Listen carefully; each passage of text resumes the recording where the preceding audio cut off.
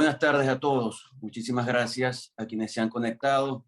Esperamos la conexión de otras personas que se han inscrito por la vía que enviamos. Pero bueno, yo creo que ya en honor a las personas que se sumaron a la reunión de manera puntual, debemos comenzar.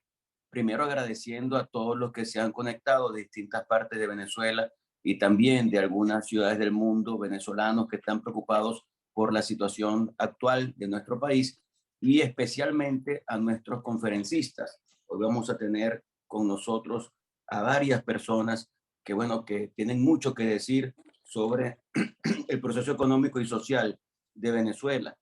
Y es muy importante que con ellos hayamos podido contar y que hayan aceptado la invitación. Así que se los agradecemos muchísimo. Los iremos presentando uno a uno, pero bueno, digo que van a estar con nosotros Omar Zambrano, Henderson Sequera, Susana Rafali y Leonardo Soto.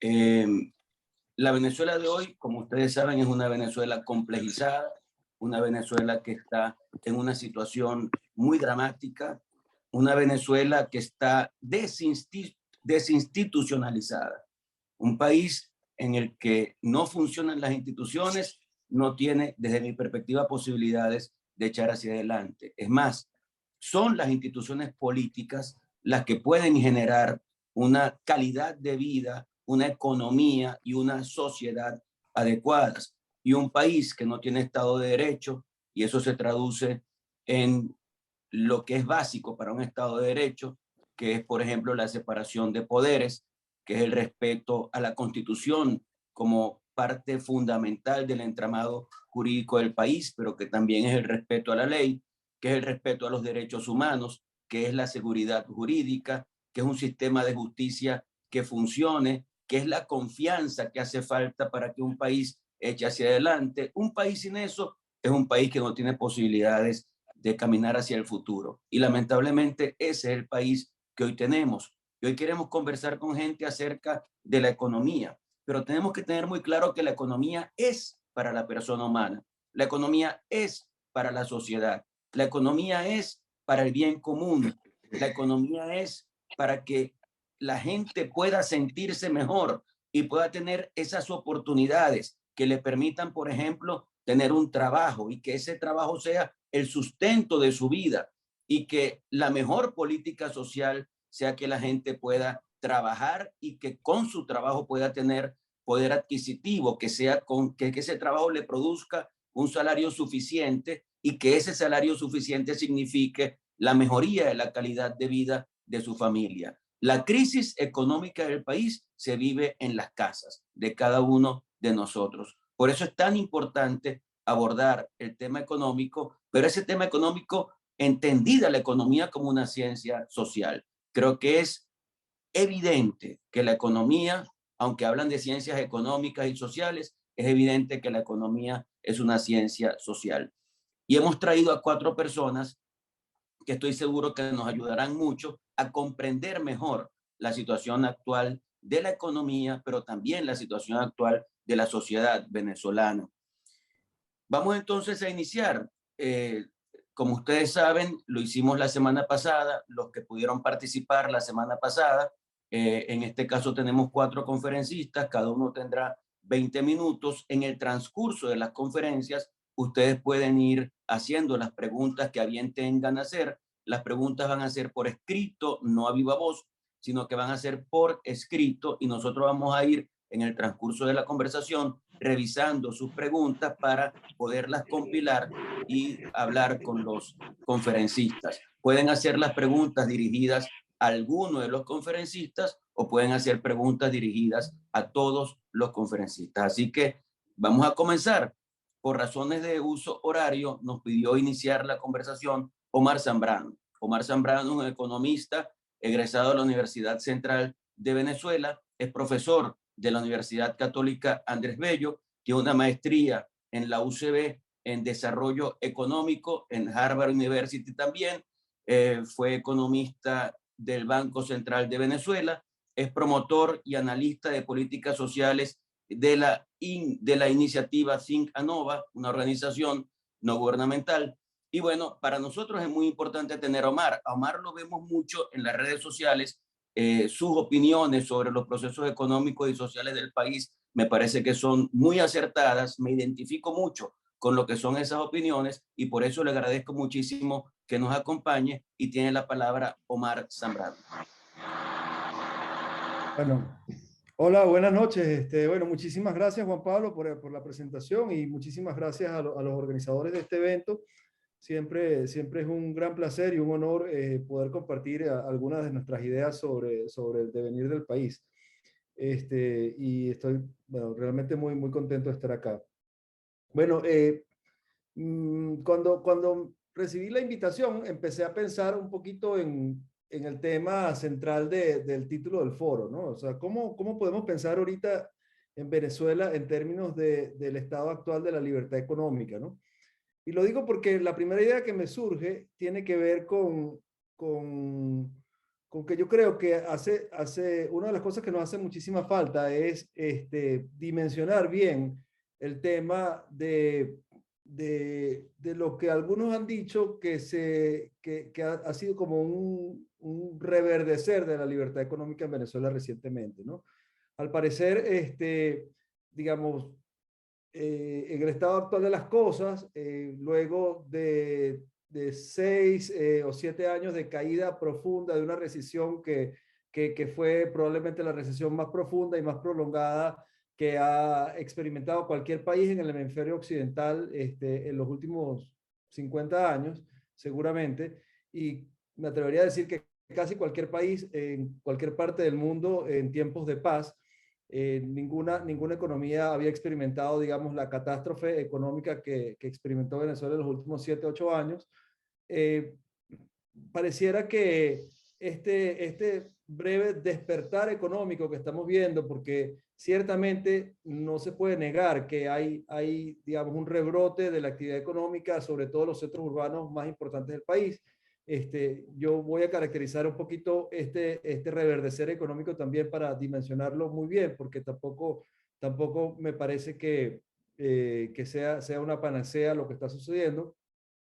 Entonces, parece que uno empieza a escuchar a hablar de que, bueno, que hay como una especie de cambio de rumbo en la manera de hacer, de llevar el país y en la manera de hacer las políticas económicas en Venezuela, como que los viejos actores aprendieron un nuevo truco o algo así, ¿no? Es como que los viejos actores ahora se están portando bien y como que redescubrieron la economía de mercado, ¿no? Y yo creo que esto es solamente parcialmente cierto. Sí es cierto y es muy cierto que veníamos de una economía ampliamente controlada, cruzada, digamos, por diferentes, una madeja y una red un entramado digamos, intrincado de controles, de reglamentaciones, de leyes arbitrarias y básicamente de hostigamiento hacia el sector privado, que básicamente de unos 2 o 3 años para acá ha venido flexibilizándose, ¿no? Entonces, en esta especie de flexibilización de los controles económicos, ciertamente no voy a categorizar por qué ha sucedido eso, pero coincide, digamos, con un entorno internacional particular. Este, eh, lo que hemos visto es como una especie de brotes, digamos, brotes verdes en la economía que nos hacen dar la sensación de que la economía está arrancando, ¿no? Entonces la economía ciertamente se está recuperando, o mejor dicho, cambió la tendencia o hay ciertos visos de recuperación en la economía, pero lo primero que hay que decir es que esta recuperación que hemos observado tiene dos características. Primero, es una recuperación que es relativamente, extremadamente muy pequeña con respecto a lo que nos pasó. ¿Okay? Entonces, una economía que estuvo cayendo durante 7, 8 años consecutivos y que se redujo al 20% de su tamaño. Es decir, la economía venezolana era un cuerpo que pesaba 100 kilos y hoy en día pesa 20 kilos. Entonces, partiendo de esos 20 kilos, empezó a ganar un poquito de peso, algo así, ¿no? Entonces, lo que nos ha pasado es muy pequeño y todavía muy reciente como para poder categorizarlo como una recuperación poderosa. ¿Okay? Entonces, hay que esperar un poco todavía para saber si esta recuperación puede ser sostenible en el tiempo y si esta recuperación puede tener un tamaño que nos haga siquiera recuperar algo de lo que hemos perdido. Entonces, para darle una idea, una economía que cayó 80%, como lo que cayó la economía venezolana, necesitaría algo así como 30 años, creciendo 5% al año para poder llegar a donde empezó la caída, ni siquiera mucho más allá de lo que hemos vivido, ¿no? Entonces, o a una tasa mucho mayor, digamos a 8%, a 10%, serían 20 años o 15 años, ¿no? Entonces, digamos que lo que tenemos por delante es un camino arduo y muy difícil que solo se va a poder lograr recuperar un poco lo perdido si se inicia un proceso de desarrollo sostenido, sostenible y que este impulso económico reciente, que algo que se ha visto, se puede hacer sostenido en el tiempo, ¿no? Sostenido en el tiempo por mucho tiempo. Eso es extremadamente difícil de lograr bajo las condiciones actuales, ¿no? Entonces, la primera característica que decía era lo que hemos avanzado es muy pequeño con respecto a lo que caímos, ¿no? Y lo otro es que lo que hemos avanzado tiene unas características muy particulares. Y no voy a adentrarme, yo estaba haciendo este punto mucho desde hace tiempo, pero sí quiero conectar con lo que seguramente se va a hablar en el resto del foro, porque se nos pidió, digamos, que pensáramos un poco en cómo se ve esta Venezuela post pandemia y cómo las diferentes crisis que Juan Pablo mencionó al principio, las diferentes crisis que confluyen en esta Venezuela pueden ser consistentes y son consistentes con esta pseudo recuperación económica que estamos viendo. Y la llamo pseudo recuperación económica, o no pseudo recuperación, a mí me gusta llamarla recuperación no productiva. ¿Y por qué esto es importante? Lo voy a conectar con el tema de la libertad económica. Me parece, yo la llamo recuperación no productiva, porque básicamente esta reorientación que hemos visto digamos, del actual gobierno, relajando un poco los controles y dejando actuar al sector privado en ciertas áreas de la economía, tiene una característica particular. Fue una ingeniería, digamos, fue una construcción de ingeniería hecha bajo tres premisas, básicamente, ¿no? Uno, exactamente lo que acabo de decir es, digamos, relajar la aplicación de los miles de controles que tenía esta economía. No los eliminó, siguen estando de facto ahí, solo que todo ese entramado judicial y todo ese entramado de reglas y de controles que asfixiaban a la economía privada, dejaron de la noche a la mañana, por algunas razones que no voy a comentar, dejaron de ser aplicados. Pero el entramado legal sigue ahí. De hecho, el lenguaje digamos, de controles volvió a renacer en estos días con el tema de la disparada del dólar que observamos hace pocos días y que todavía estamos más o menos en ese choque. Empezaron otra vez a escalar el mismo lenguaje que escuchábamos antes, ¿no? El tipo del dólar criminal, el ataque a nuestra moneda, las mafias criminales, la especulación tal, el mismo lenguaje que sirve de justificación para la aplicación de controles de todo tipo. Entonces eso está ahí vivo, al parecer no hay ninguna intención de enmendar eso, ¿no? La otra cosa es dejar avanzar la dolarización. La dolarización que surgió como respuesta endógena, si se quiere, la respuesta automática de la gente de repudiar un signo monetario que no servía ni siquiera para hacer transacciones, porque la inflación llegó a ser tan grande en medio de la hiperinflación venezolana que el bolívar perdió cualquier valor. Pasó lo que pasó en cualquier otra economía hiperinflacionaria, que es que la gente abandona el signo monetario hiperinflacionario y se refugia en una moneda que le sirva para algo, le sirve básicamente para hacer transacciones, para llevar las cuentas de las cosas y que eso no pierda valor de un día para otro, y también le sirve como para resguardar el valor de sus ahorros. Entonces la gente se autodolarizó, digamos. La dolarización no fue ninguna medida de política económica, sino que fue una respuesta espontánea de la gente frente a la debacle del Bolívar, ¿no? Entonces, la primera cosa, digamos, el dejar aplicar los controles, dejar avanzar la dolarización, por otro lado, y la tercera cosa es una política de puertas abiertas en las aduanas. Básicamente, dejar importar a todo aquel que quisiera importar con medios privados, sobre todo bienes de consumo final. Bienes terminados, bienes hechos ya en una especie de, que yo la llamo de política de la aduana a su mesa. Entonces, esta política de la aduana a su mesa configura lo que hemos estado viendo, que es básicamente un rebrote más o menos poderoso, pero muy, muy, muy estrecho en la base económica de lo que estamos observando, porque lo que estamos observando es básicamente y solamente un renacer de las actividades comerciales, de venta y comercialización de productos. Y son productos además que no son productos hechos en Venezuela, ni tienen un componente local, sino que son productos que vienen directamente de Puerto Cabello o de La Guaira o de Maracaibo, no sé, donde se importe, a la mesa de los venezolanos, a la casa de los venezolanos. Entonces, en este contexto de cosas, lo que hemos observado es un renacer de actividades comerciales que tienen una característica particular, que las actividades comerciales es el sector de la economía, primero que genera menos empleo, aunque parezca, es un sector que genera relativamente poco empleo, y el empleo que genera es un empleo generalmente de baja productividad. Son mucha gente joven, mucha gente sin experiencia, mucha gente sin formación profesional. Es el típico empleo de los chamos jóvenes que están en las tiendas de las ciudades. Ese es el típico empleo. Entonces, es un empleo que lo que nosotros los economistas decimos que es un empleo de bajo valor agregado.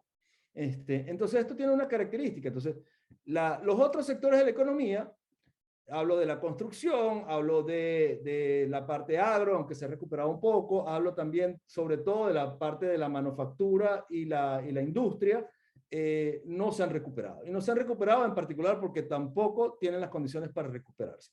Y lo conecto con esto, con la libertad económica. Porque a mí me sorprende a veces ver en el debate público nacional decir, bueno, que estamos respirando una especie así de renacer de la economía de mercado en Venezuela. Y Venezuela tiene en este momento un sistema que yo no catalogaría bajo ningún respecto como una economía de mercado. La economía de mercado, mejor dicho, la economía de mercado funcional y obviamente la economía de mercado que funciona en el mundo occidental tiene varias características, ¿no? Y por supuesto funciona con fallas y no siempre, digamos, tiene los resultados deseados en todas partes. Pero lo que sí es cierto es que la economía de mercado necesita algunas condiciones básicas para poder operar y que pueda ser llamada economía de mercado. En particular en Venezuela, a mí me preocupan dos cosas que no se cumplen de plano, ¿no?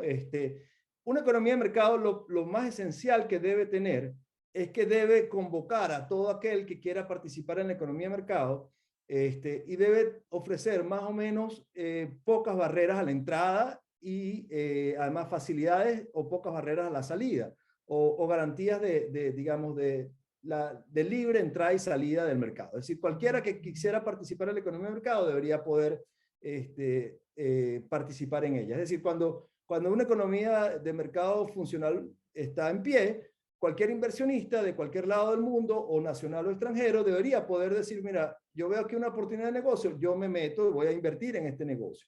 Siempre, por supuesto, hay trabas, hay fricciones, lo que sea, en todas partes, pero eso debería ocurrir. Eso se llama como el principio de libre entrada y salida, digamos, ¿no? En Venezuela no está ocurriendo eso. En Venezuela no entra el que quiere. Vamos a decirlo por ahí, ¿no? Digamos, esta es una economía donde participan algunos solamente y donde solo algunos tienen derecho a participar en esta economía. Entonces, hay gente que sí está participando, hay como un mercado porque se venden y se compran cosas, una especie de mercantilismo, digamos, un mercantilismo puro, pero es un mercantilismo donde solo entran los elegidos, digamos. Entonces, es una especie de capitalismo, pero para los panas, ¿no? Es una especie de capitalismo donde no todo aquel que quiere entrar puede entrar, ¿ok?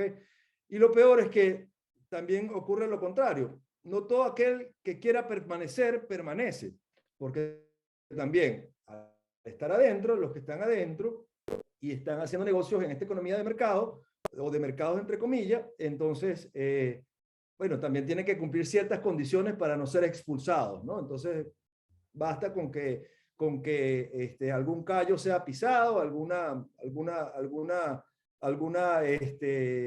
desaveniencia alguien tenga con alguien, para que simplemente, si tú estás participando en esa economía y eres uno de los que estás adentro, simplemente ya te saquen, ¿no? Entonces, este axioma de que la libre entrada y salida de la economía de mercado, eso no se está cumpliendo en Venezuela. Y la otra cosa es que también es una barrera para que esto pueda ser llamado una economía de mercado funcional, es el tema que ha sido mencionado, es la parte de la crisis institucional venezolana. O sea, en Venezuela, en este momento, no hay forma de garantizar los derechos de propiedad. O sea, esa es la columna vertebral de cualquier economía de mercado, que haya derechos de propiedad, que la gente pueda tener cierta garantía de que si va a meter la plata o va a invertir en un negocio, lo que sea que considere rentable, tiene, digamos, con certeza que va a poder recuperar su inversión, que va a poder recuperar lo que es suyo, y que lo que es suyo nadie se lo va a tocar. Entonces, eso no está tan garantizado en Venezuela por todo lo que he dicho de que el régimen, digamos, jurídico, básicamente no ha cambiado, a pesar de que ha cambiado un poco la actitud de los que controlan la economía o la tolerancia de los que controlan la economía con respecto a lo que está pasando, pero el entramado legal sigue intacto, digamos, ¿no? Y aparte, digamos, hay todo un entramado no de controles formales, pero sí de niveles de gobierno que están, por supuesto, en un contexto donde no hay ingresos fiscales de casi ningún tipo, también usufructuando, digamos, las pocas actividades económicas que están surgiendo. Entonces, en este contexto, y ya con esto voy a cerrar, porque creo que ya tengo todos los minutos ya, o voy para los minutos consumidos, lo que quiero argumentar es que esta economía muy particular que está surgiendo no puede ser llamada de libre mercado, no creo que sea, digamos, preciso llamarlo como un renacer de la libertad económica en Venezuela. La libertad económica no se parece a esto necesariamente. Lo que sí es que hay un rebrote económico basado en unas premisas que permitieron cierto oxígeno a ciertos sectores, ¿no? Ahora, esos sectores que se han recuperado, en particular el comercio y los servicios, son sectores muy pequeños, que pagan relativamente bajos salarios porque son salarios de baja productividad y que no incluyen a todo el mundo. Entonces, de ese autobús que arrancó, hay un montón de gente que está afuera. Entonces, esta economía que estamos viendo es una economía que genera y es perfectamente consistente con que el otro sector del país, el otro sector que no se ha logrado montar en el autobús, siga viviendo en una especie de limbo donde las premisas que dieron pie a la crisis humanitaria compleja que ocurrió en Venezuela siguen siendo ciertas y reales para una parte de la población y para una parte importantísima de la población. Nosotros hemos hecho cálculos, pero en realidad esta economía es una economía que es una máquina de crear desigualdad. Porque todo aquel que se pueda insertar en esta economía, que hablamos de la dolarización, de las actividades comerciales, todo aquel que se pueda insertar en ese sector de la economía, o porque puede emplearse en esa economía, o porque puede emprender en esa economía, o porque tiene dólares provenientes de las remesas para poder consumir en esa economía, está mejor. Hay una parte de la economía que está un poco mejor con respecto a lo bajo que caímos en 2016-2017, pero hay una porción de la economía que no es menor, puede ser 30, 40 o hasta la mitad de la población, que no tiene las herramientas para insertarse en esa parte de la economía y por lo tanto no ha visto ningún fruto de lo que está pasando. En esta parte de la población, la crisis continúa, la crisis permanece, las premisas de la crisis humanitaria siguen en pie y ahí hay la misma desesperación y la misma desesperanza que había en 2017 sigue intacta. Esa es la Venezuela que sigue expulsando gente por la frontera, esa es la Venezuela que sigue creando niños desnutridos, con atraso de crecimiento. Seguramente Susana va a hablar de eso mejor que yo, porque es la gran especialista en esto. Pero lo que quiero es dejar claro que el hecho de que nosotros veamos ciertas porciones de la economía aparentemente mejor no es inconsistente con el hecho de que la otra parte de la economía está todavía, digamos, en crisis y en una situación muy, muy precaria. Entonces, y esto tiene todo que ver con la institucionalidad y tiene todo que ver con el tipo de economía que están generando las medidas que han tomado los conductores de la economía de este país, ¿no? Entonces, lo voy a dejar para abrir el micrófono a los otros ponentes y bueno, estoy también abierto a la discusión y al debate. Bueno, muchas gracias. Muchas gracias a ti, Omar. Gracias por esa participación. Bueno, le correspondía en este momento a Anderson Sequera. Él es politólogo de la Universidad de Carabobo, pero lamentablemente en este momento me está diciendo que no puede conectarse. Supongo que alguna razón importante tendrá. Vamos entonces a continuar con Susana Rafali. Susana Rafali es nutricionista de la Universidad Central de Venezuela. Es una destacada profesional acreditada en protección y asistencia humanitaria. Es defensora de derechos humanos con trayectoria profesional de más de 20 años en seguridad alimentaria y nutrición pública en varios continentes. Así que con mucho orgullo le damos la bienvenida, reconocemos su perseverancia por estudiar y promover la protección de la población más vulnerable de nuestra patria venezolana. Bienvenida, Susana Rafali. Gracias, Juan Pablo. Voy a conectar un momentito el video, pero luego voy a permitirme quedarme solo con la voz porque la conexión es muy inestable para usar cámaras y láminas y audios a la vez. Pero aprovecho esta introducción para decirles que sí, en efecto, seguimos muy comprometidos pero no solamente con eso, sino con estar permanentemente monitoreando por real, tratando de ponerle escala, tratando de ponerle pronóstico a todo esto. Y como dice el refrán, es pagarse, darse el vuelto, hacer todo a la vez, hacer las empanadas y freírlas al mismo momento. Hay que estar sobre el que se está muriendo, pero generando la información para lo que vendrá después y previendo siempre las nuevas fases en las que aprovechar los momentos en los que hacer alguna diferencia en términos de visibilidad, que es una de las cosas que más nos preocupa ahora. Entonces, nuevamente, como parte de ese compromiso, aceptamos todas las invitaciones que sean posibles para presentar nuestra visión de cómo vemos el país desde el rincón del humanitario, que es por supuesto el pedacito de la gente que no puede más. Ni siquiera estoy hablando de la pobreza de la que pudo haber hablado aquí Luis Pedro España, estoy hablando de esa capa de los más pobres que se quedó sin opciones y que solo le queda emigrar o quedarse y simbólicamente. Cada espacio que se nos abre lo utilizamos para eso porque estamos convencidos que seguir hablando de lo que les pasa posiblemente y mostrarlo, denunciar, tratar de convocar, posiblemente sea la última oportunidad que le queda a mucha gente que está en esta situación, la última oportunidad que le queda de salvarse. Entonces, aquí seguimos, aprecio mucho el espacio y aprecio además estar en un foro con personas tan estudiosas y tan dedicadas a lo mismo en su espacio. Con Omar hemos compartido varias cosas.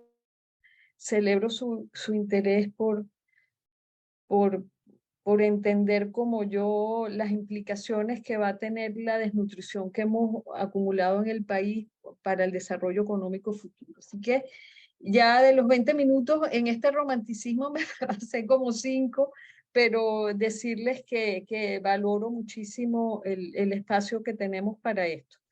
Yo no sé, Juan Pablo, si está previsto, yo quisiera proyectar unas láminas. ¿Puedo compartir o sigo simplemente conversando?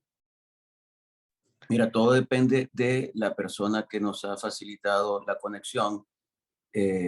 Déjame ver si... Lo que pasa es que me decían que se estaba haciendo difícil que nos colocaran como anfitriones, pero ahí está, ahí la está, ahí, perfecto. Proyecto, ¿no? ¿Sí? Listo, listo, listo. Ok, perfecto. Entonces voy a quedarme solo con él y a tratar de resumir un poco como les expliqué. Yo quisiera mencionarles que sería muy ambicioso pensar que lo que voy a compartir con ustedes es la situación social del país. En realidad no es así. Yo creo que el equipo del ENCOVI está en mejor capacidad de mostrar la situación social en su totalidad. Yo voy a presentar de toda esa situación social y de pobreza, las necesidades, la escala del problema y la respuesta que se está dando para ese sector de la población en pobreza que ya topó, que ya llegó al límite de sus posibilidades de sobrevivencia. Y esa es la gente que entendemos está migrando en su gran mayoría, o la gente que estamos tratando de atender en los hospitales con muy pocos recursos. ¿Ok? Entonces, quería empezar con esta lámina para que ustedes se den cuenta que ni siquiera es desde adentro del país que lo decimos. ACAPS o ACAPS es el portal de información humanitaria más robusto y prestigioso del planeta.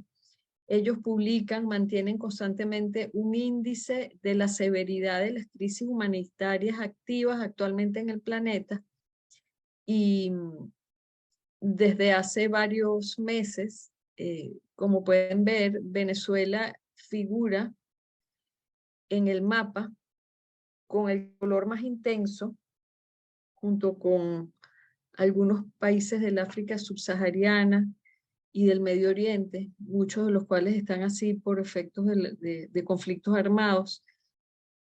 Y lastimosamente en americano, Venezuela se apunta como la crisis de mayor intensidad. Y junto a Guatemala, está un poco pequeña Guatemala allí, en Centroamérica, y Colombia aparece con ese color a la máxima intensidad, no por sus propias necesidades humanitarias y su conflicto, que ya está en fase más bien de irse estabilizando hacia una paz definitiva.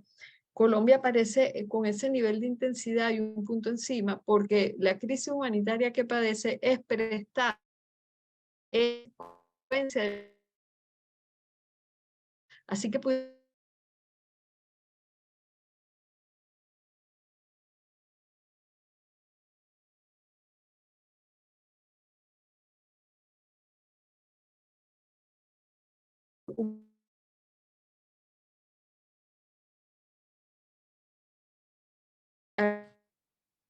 Susana, dejamos de escucharte.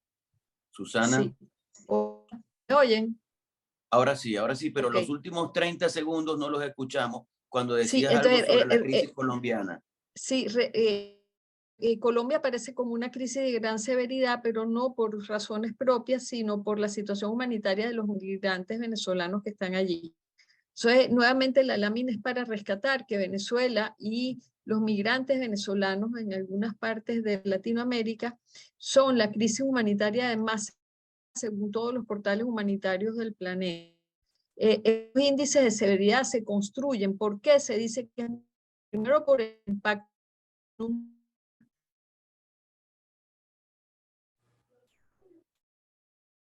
está afectado y a qué nivel está afectado es muy amplio también, todas las necesidades vitales en general.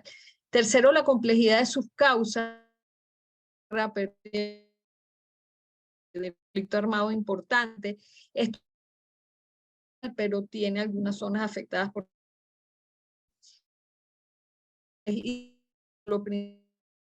es que una crisis humanitaria generada por una crisis política y social que pudo evitarse. Es decir, es casi que opcional. No es que estamos así porque fue fortuito lo que nos pasó, es que estamos así porque se han dejado de tomar decisiones oportunas o porque las que se han tomado son extraordinariamente regresivas para el bienestar humano. Entonces, eso es lo que define una emergencia humanitaria compleja. Y finalmente, el último factor por lo cual la crisis es muy severa es porque el acceso a la población que está en necesidad es muy complicado también y tenemos grandes restricciones para poder tener acceso al espacio humanitario de trabajo. En el devenir de los países como Venezuela, este tipo de emergencias en general se dividen en dos: las súbitas de origen natural como los terremotos, los tsunamis, los deslaves, y las emergencias de instalación lenta de origen complejo, que es la que tenemos. Venezuela atraviesa por el segundo tipo. Esto es una emergencia que se fue instalando de a cuenta gota. Este tipo de emergencia no mata a la gente por shock, porque te cae un edificio encima, te mata por desgaste. Y en ese tiempo, en esa lentitud, entonces comienza a agotarse no solamente a los hogares más afectados, sino también al propio cuerpo humano del país. Si eso no se resuelve, que es lo que me preocupa escuchar y confirmar de Omar, que son los analistas, escucharé a los otros también, analistas políticos, los analistas económicos, nos recalcan que está de alguna manera enconado, con causas persistentes allí a las que todavía no le vemos una luz al final del túnel. O sea, esa emergencia lenta pasa a ser una emergencia enconada, persistente, sin pronóstico claro. Y llegados a ese momento, pasan cosas muy perversas. Lo primero que pasa es la normalización de toda esta precariedad. Entonces, cuando tenemos esta precariedad como el new normal, como dice en la literatura de esto en inglés, es muy difícil que la gente interpele lo que está pasando. Es muy difícil que nos sigan creyendo a nivel internacional de que nos está costando vidas todavía. Yo encuentro gente que me dice, pero vas a presentar un informe de casa, ya no se murieron todos, o no era verdad la primera vez que lo dijiste. O sea, esa es la perversidad de estas crisis lentas, de instalación lentas, largas, que se enconan, que persisten en sus causas sin pronóstico definido. Lamentablemente, esto no lo estoy inventando yo, esto es el récord de todos los países que han pasado por esto en la historia. Las emergencias largas, enconadas, persistentes y sin pronóstico pasan a ser emergencias olvidadas, registradas, y por lo tanto por los mecanismos de cooperación internacional, por los mecanismos de denuncia y resolución de vulneraciones a los derechos humanos. Entonces, yo si pudiera decir en qué fase de estos tres círculos estamos, yo creo que estamos entre el segundo y el tercero, avanzando aceleradamente a hacer una crisis olvidada y subregistrada. ¿Por qué? Porque a esta progresión habitual se ha añadido el discurso de que Venezuela se arregló y se ha añadido esta suerte de, yo de verdad, me abisma, me asombra, me quedo perpleja cómo manejan la situación para que sigamos mal y no nos demos cuenta. Yo creo que eso es una de las grandes estrategias. Uno pasea ahorita de Altamira, de los Palos Grandes, les hablo de cualquier parte, el paso de los próceres es una belleza. Entonces uno va a cualquier lugar y hay un ambiente de bienestar, de descanso, hay un ambiente, pero cuando te metes más adentro encuentras a personas pasándola muy mal. Entonces, eso ha abonado a que estemos avanzando aceleradamente en este continuum, a convertirnos en una crisis humanitaria olvidada y subregistrada y olvidada, sobre todo para los mecanismos de cooperación internacional. No me demoro en esto, estos son algunos rasgos de las crisis humanitarias complejas. Como les mencioné, las causas no son naturales ni por guerra, son causas políticas y económicas muy difíciles de analizar y de desmenuzar. Estas emergencias cursan con restricciones a las libertades y con violaciones sistemáticas a los derechos humanos. Hay una suerte de inversión de las prioridades.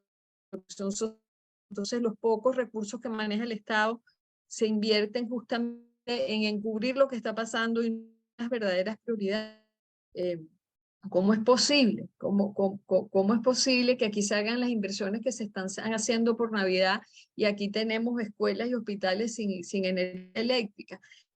Entonces hay un desplazamiento de esas prioridades enormes. Hay migraciones masivas que no son estacionales, hay migraciones de gente que se va de una vez para quedarse, se estima que son unas 1000 personas al día, una suerte de hemorragia de gente que estamos perdiendo. Estas emergencias cursan además con públicos que afecta tanto a los hogares que están peor como a nosotros que tratamos de ayudarlos. Entonces tenemos que trabajar sin conectividad, con puntos de control en las carreteras, sin agua. Se convierte en algo realmente complejo. Y finalmente, en estas crisis humanitarias, para mi pesar, aunque me suene duro decirlo, se desarrolla una suerte de economía del conflicto que es rentable a muchas instituciones. Entonces comienzan algunos de nosotros a vivir por esto, pero otros comienzan a vivir de esto. Entonces, ustedes habrán visto aquí una gran cantidad de organizaciones fantasmas tratando de hacer ayuda humanitaria, pero además de eso, pero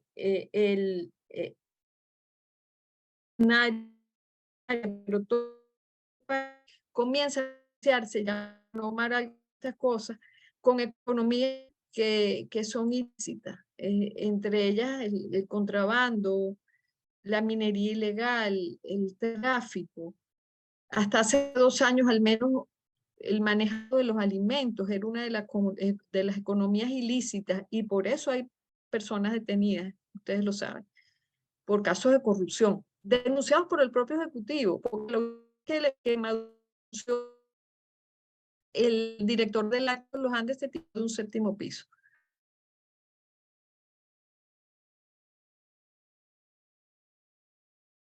Las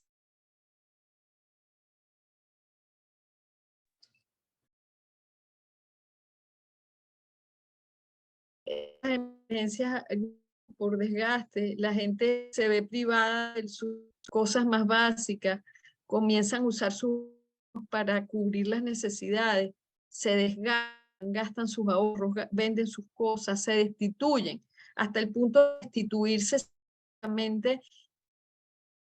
de valores familiares, personas que se prostituyen,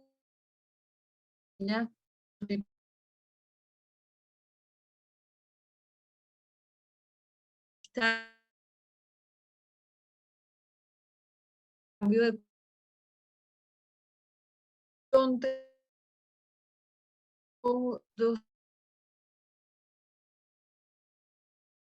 o te mueves, sencillamente entras en los mismos mecanismos de corrupción en los que está mucha gente, o comienzan a diversificarte y a tratar de mejorar tus medios de vida. ¿Cuántas personas están así en este momento? La estimación del mecanismo de respuesta de Naciones Unidas y 9 millones aproximadamente que se calculan en situación de pobreza, en esta situación de límite, con necesidades humanitarias al límite de la vida. Están aproximadamente unos 7 o 8 millones de personas, con necesidades variables dependiendo del sector. Por supuesto, la mayor cantidad está necesitando, necesidades en el sector de salud, unos casi 5 millones enfrentando necesidades de acceso a agua potable, unos 4.3 millones en necesidad de asistencia alimentaria inmediata, al que yo sumo el 1.1, en realidad es 2.5 millones en necesidades nutricionales concretas. Y así sucesivamente en todos esos sectores. Se estima además que el 13% de esa población son personas con alguna discapacidad y que esto representa, en términos del pronóstico, en términos de la escala, una escala extraordinariamente grande. Nuevamente, el portal ACAPS, esta vez lo pongo para decir los números según ACAPS los estima. Ellos estiman esto en mucho más, yo diría que es 8, está entre 8 y 11 millones. Ellos dicen 18 por ajustar un poco muestra, pero yo pienso que deben ser unos 8 o 9 millones de personas en necesidades humanitarias, y ellos estimaban para octubre del 2022 unos 6 millones de personas que han emigrado. Las causas de esto no voy a ahondar, pero yo las ejemplifico como que si fuera una prensa que nos están espachurrando. O sea, están todas las fallas institucionales del Estado, la crisis económica y política. Sobre eso opera el impacto de las sanciones internacionales, sobre todo que nos ha dejado sin gasolina. Luego nos cae encima la COVID, los efectos de la migración forzada, el desplazamiento interno de grupos de población dentro del país que se van a otro estado a buscar mejores servicios o se están yendo al arco minero por algún tipo de ingresos. Y finalmente los efectos del fenómeno natural de la Niña, con toda esta temporada de lluvias que ustedes han visto en los últimos meses. Se está respondiendo a esto en el año 2018, se de respuesta internacional, de respuesta humanitaria internacional en Venezuela. ¿A qué me refiero? Que llega cooperación internacional que trabaja en coordinación con las organizaciones nacionales para dar respuesta a esto. Se ha priorizado los sectores que ustedes ven allí, salud, nutrición, servicios esenciales, riesgos de protección de las personas, sobre todo la población civil, atención a las personas en situación de movilidad humana, acceso a la educación y gestión de riesgos de desastres por amenazas. La respuesta está desplegada en todo el país, en los estados que ustedes ven en rojo, porque son los que hemos estimado que hay la mayor cantidad de población con necesidades humanitarias. Como ven, los estados fronterizos, incluyendo Sucre y Falcón, porque la frontera marítima es importante y de hecho ahí están los grandes canales de tráfico humano, y el sur del país. Los 3 objetivos, y esto me complace mucho decirlo, los 2 primeros años de la respuesta humanitaria del mecanismo internacional se centraron solo en el socorro y la sobrevivencia. Este último entiende que esto va a más largo plazo y agregó al objetivo de apoyar los proyectos de sobrevivencia en alimentación, nutrición y salud, algunos objetivos más estratégicos para apoyar a la gente en fortalecer y en hacer más resilientes sus medios de vida para seguir respondiendo por sí mismos a esto. Y se anotó también como objetivo proyectos especiales de protección. Estos proyectos están verdaderamente enfocados en personas con necesidades muy especiales a las que no les llegarían las otras intervenciones. Me refiero a población en zonas aisladas, a personas discapacitadas, a minorías indígenas, a personas atendidas en los consejos de protección del país. ¿Cuánto cuesta esto? Atender a estas, para llegar con algo a estos 7 millones, pero con proyectos más focalizados a la meta de 4.5 millones al menos, se estima que se necesitan unos 800 millones de dólares.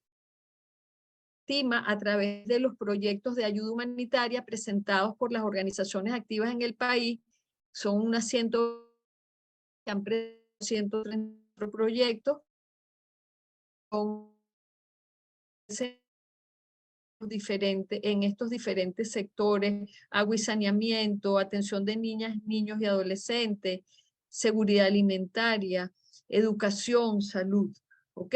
¿Quién está financiando esto? Esta es la última cifra, noviembre 2022. El 53% de esta ayuda internacional viene de la Comisión Europea, de la ECO, que es la Oficina para Asuntos Humanitarios de la Comisión Europea. En segundo término, de la Agencia de Cooperación Norteamericana, la USAID, y luego el aporte de gobiernos de Europa que hacen aportaciones extraordinarias más allá de la que se hace como Comisión Europea a través de mecanismos bilaterales, como Noruega, Suiza. También tenemos allí en verdecito, son los aportes del gobierno de Canadá. ¿Cuál ha sido la tendencia a la financiación de esta respuesta humanitaria? Nosotros en el 2018 que se abre el mecanismo, vimos crecer la respuesta humanitaria en el país muy aceleradamente, lo cual nos llenó de mucha esperanza. Pero en el 2021, y a esto me refiero yo cuando digo que comenzamos a hacer una emergencia olvidada, cae abruptamente y estamos cerrando el 2022 con esta caída de 389 millones de los 800 que se necesitan. Yo misma no puedo ver tengo la pestaña aquí, no puedo ver la cifra, a 68 millones ya. A la semana pasada eran 74. ¿Qué le estoy queriendo decir con esto? Que totalmente necesitan 800 millones para atender a 10 estados del país, y de esos 800 millones, lo mejor que hemos recibido solo. Entonces, eso preocupa muchísimo, y ahora cae esto a 74 millones, lo cual quiere decir que nos vamos a quedar cada vez sin menos recursos para dar atención a estas necesidades. ¿Por qué cae esto estrepitosamente? Por tres cosas. La primera es el curso natural, es decir, bueno, metemos mucho al principio porque estamos dando tiempo a que esa gente se organice y esto mejore, pero esto no mejora. Entonces, no podemos seguir financiando con el mismo chorro de recursos una crisis humanitaria que se encona y no parece resolverse, sobre todo si no es efecto de un problema natural, sino es una cosa que pudiera cesar en cualquier momento si aquí se toman las decisiones políticas adecuadas. Entonces, eso es lo primero. Lo segundo, ¿por qué? Porque subieron los precios del petróleo, y hay unas nacionales que se dice que no se orientan fondos a países de renta media. Y lo tercero es por la guerra en Ucrania, de las necesidades humanitarias en otras partes del mundo por el efecto del cambio climático y de la Ucrania son pavorosas. Yo quería mostrarles en esto cómo se ha distribuido ese dinero que ha entrado en términos de quién lo maneja, y esto es bastante para todos nosotros. El 83% de ese dinero lo están manejando las agencias de Naciones Unidas, lo cual no lo estoy criticando. O sea, son agencias que saben lo que están haciendo, son agencias que tienen un buen tenor de profesionales y tienen con qué, desde el punto de vista técnico, hacer las cosas muy bien, pero eso es costosísimo. Entonces, una ayuda humanitaria que en su 83% está quedando en agencias de Naciones Unidas, que tienen costos operativos muy amplios, muy grandes, y que tienen, bueno, estilos de vida para pasar por el país bastante onerosos. Entonces, nosotros estamos muy agradecidos de lo que se ha hecho, pero creemos que es muchísimo. De hecho, hay una legislación internacional que dice que esto es un exabrupto, que esto sean 83%, que eso debería ser mucho más. ¿Qué porcentaje están manejando las organizaciones no gubernamentales locales? Solo el 8%. La normativa dice que deberían ser agencias de cooperación internacional el 9%. ¿Qué mejorado, en qué ha mejorado un poco ese acceso humanitario a las personas que más necesitan. Como les dije, se expandió desde el 2018 con la apertura de los mecanismos internacionales. Hemos visto incrementarse fondos, aunque estén declinando. Se estableció parte de ese dinero que ha entrado un fondo que se llama Fondo Humanitario para Venezuela, que Naciones Unidas maneja, con condiciones de administración más flexibles para que puedan aplicar organizaciones no gubernamentales nacionales muy chiquitas, que no tienen ese culo tan grande. Entonces, tienen y se fortalezcan áreas cuando toda esta cooperación internacional es cuando nos quedemos sin plata. Cuando no haya más plata, Venezuela van a recoger y se van a ir, no se van a quedar aquí voluntariamente. Estamos contentos de que finalmente comenzó a operar en el país el Programa Mundial de Alimentos, ha aumentado muchísimo la cobertura y está llegando aproximadamente a 1 millón de niños, sobre todo a niños menores de 5 años, lo cual es una apuesta invalorable, no solo niños ahorita, sino para el capital humano del país. Y nosotros mismos nos hemos fortalecido como organizaciones y tenemos incluso nuestra propia plataforma de acción humanitaria nacional.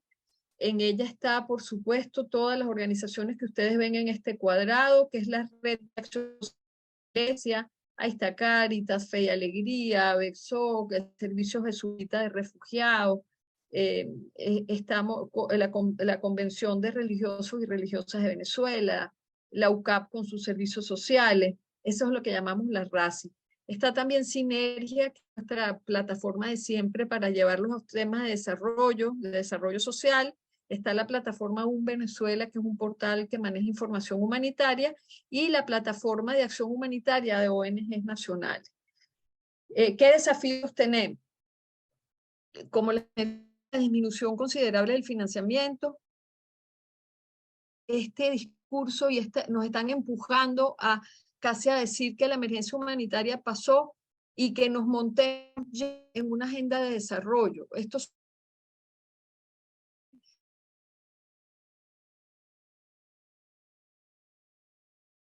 Y nosotros nos sentimos atropellados con esto, porque sí es verdad que han habido ciertas mejoras, unas necesidades humanitarias tan precarias como el país más pobre del planeta.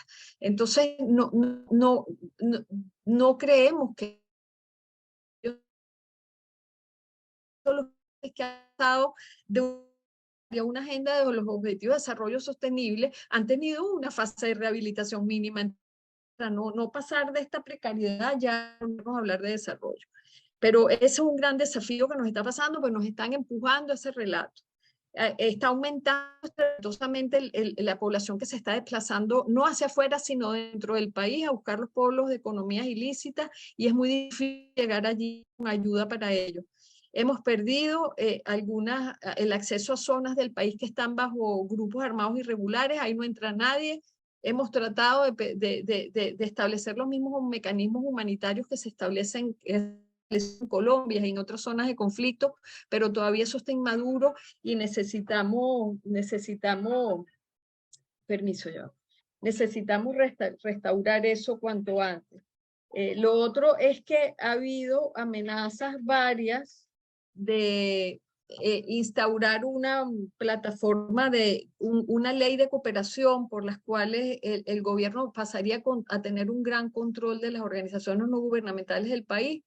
No sabemos si esto se va a aprobar, pero tampoco descartamos que en el corto plazo se asuman enfoques y maneras de trabajar, de tratar a las ONGs como se están tratando a las organizaciones no gubernamentales en Nicaragua, que nos criminalizan, que nos ponen miles de requisitos para poder seguir funcionando. Aquí hay centenares de fundaciones y de asociaciones civiles que están tratando de registrarse y no les dan no le dan permiso en los registros civiles. O sea, eso nos complicaría mucho el trabajo.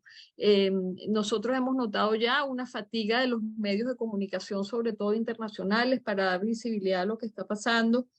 y sentimos lamentablemente que estamos perdiendo también prioridad en las agendas diplomáticas y humanitarias y derechos humanos internacionalmente. Entonces, ¿qué se necesita? Termino, la acción humanitaria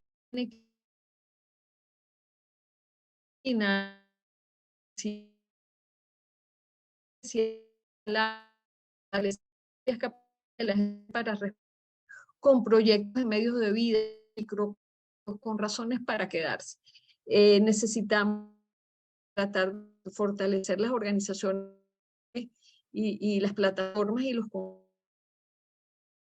no partidistas que le hagan contrapeso a las otras que han creído que sí, que es lo que es dar.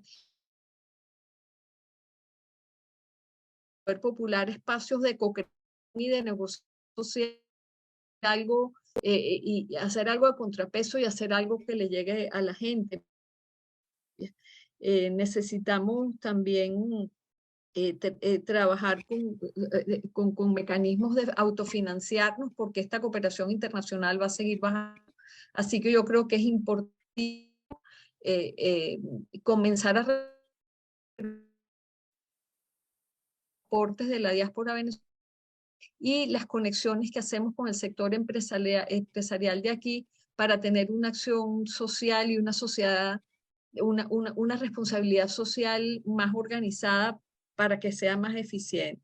Y necesitamos mantener intactos nuestros mecanismos y sistemas de información. Para eso nos está costando mucho conseguir financiamiento.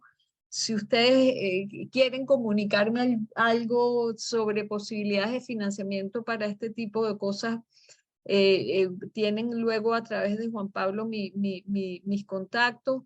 Es necesario mantener activa la producción de información sobre lo que está pasando en Venezuela porque se va a tender a olvidar y hay que ganarle esta carrera al olvido.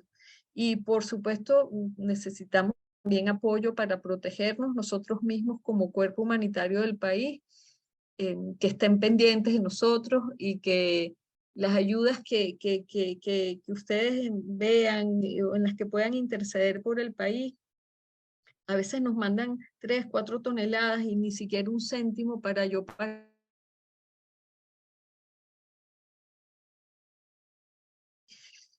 O para pagar el alquiler de la oficina, ese tipo de cosas es mantener este cuerpo humanitario activo. Entonces, yo cierro aquí, no sé si me tomé más tiempo, disculpe.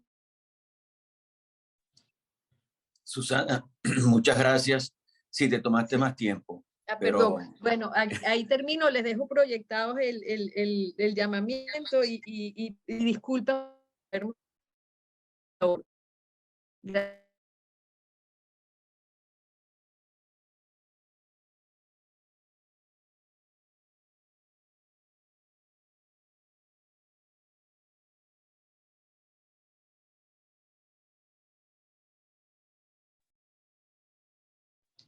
como que estaba hablando solo, ¿no?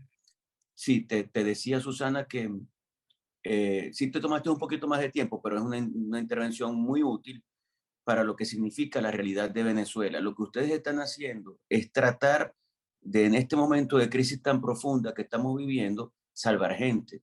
Es como si alguna gente nos dice, mira, pero es que, ¿cómo es posible que ustedes hagan algunas actividades para crear un comedor? No hay que darle a la gente, hay que enseñarla a pescar y al final es gente que es tan vulnerable que si no actuamos, lamentablemente se van a perder muchas más vidas de las que se están perdiendo. Así que nosotros valoramos mucho lo que tú haces, lo que la gente que contigo trabaja hace. Y bueno, ya han surgido algunas preguntas que diremos al final. Y vamos a continuar. Cerramos con Leonardo Soto, economista de la Universidad del Zulia, magíster en gerencia de proyectos de investigación y desarrollo, doctor en ciencias, mención gerencia, formado por la CEPAL ONU en formulación de proyectos de desarrollo social, asesor para América Latina en economía, gerencia, empresas y negocios inteligentes, innovación, gobiernos y gestión pública, director de Conexión Económica y promotor de una economía diferente. Gracias también por aceptar la invitación. Adelante, Leonardo Soto. Muchas gracias, señor Juan Pablo Guanipa, por la invitación. Confírmeme, por favor, si me están escuchando bien. Que he Sí, estado te teniendo escuchamos algunos bien, problemas. gracias a Dios. Perfecto. Bueno, tuve algunos problemas de conectividad, pero tuve la oportunidad de escuchar gran parte de la intervención de la licenciada Rafali. En sintonía con muchos de los planteamientos que hace, tuve la oportunidad de estar unos meses trabajando internamente con una ONG internacional y pues valido muchas de las cosas que comentó de este mundo, pues de la intervención humanitaria. Pero más allá de eso, que no es mi campo en específico, voy a comentarles brevemente una información referido precisamente a todas las investigaciones que realizo continuamente en materia económica, muy reciente, ya cerrando el año 2022 para lo que es este pronóstico de escenarios para el 2023 y el tan mencionado y discutido crecimiento económico que se ha tomado como bandera en Venezuela, como parte de este salto luego de más de 15 años de crisis sostenida, donde hemos pasado por diferentes procesos de crisis económica que en un país no tienen precedentes como lo ha tenido en Venezuela. Es decir, nosotros hemos pasado por inflación, por estancamiento, por estanflación, por hiperinflación. Hemos pasado por un éxodo similar al que vive un país en guerra literalmente, lo que eso significa el término. Además de eso, una serie pues, de otras crisis que se han venido ligando a lo económico, lo social y aguas abajo todo lo que ello implica. Así que les voy a mostrar brevemente algunos datos propios, algunos tomados de fuentes oficiales confiables, para que podamos ver rápidamente cómo va el escenario económico y podamos discutirlo.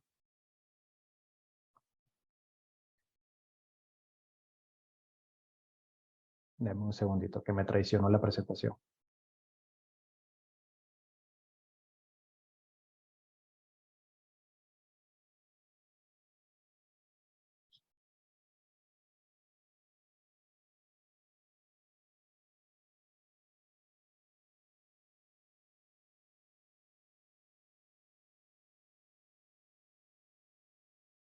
¿Pueden verla?